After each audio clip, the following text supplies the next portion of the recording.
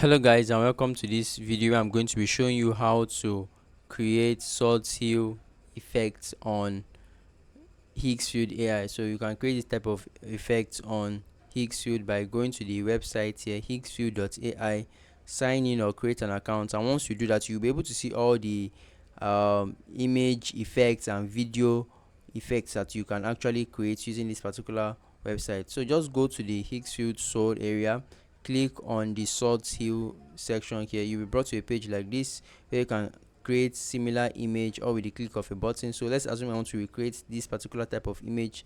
All I have to do is to click on it, and then I can see the prompt used to create this image, and just scroll through.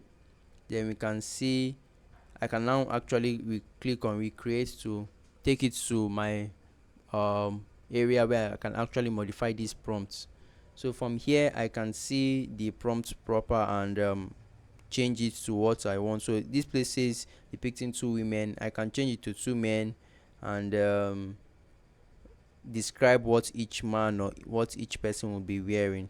So once you're done, you can click on generate, and generating would require you to use either the high or the basic quality for generation. You can click on the basic for faster and cheaper generation, as it uses just one credit as opposed to the high which uses two.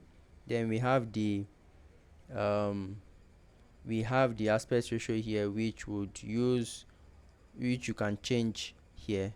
So that's it guys. You can now, once you've created your image, you can actually animate it by clicking on the animate option to make it into a video, or create a dialogue with it by clicking on the speak section.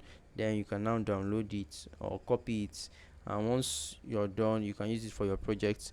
Let me know if you have any question concerning this in the comment section, and I will see you there. Also, please subscribe to the channel as we're actively trying to grow this channel. Thank you very much, and do have a great day guys.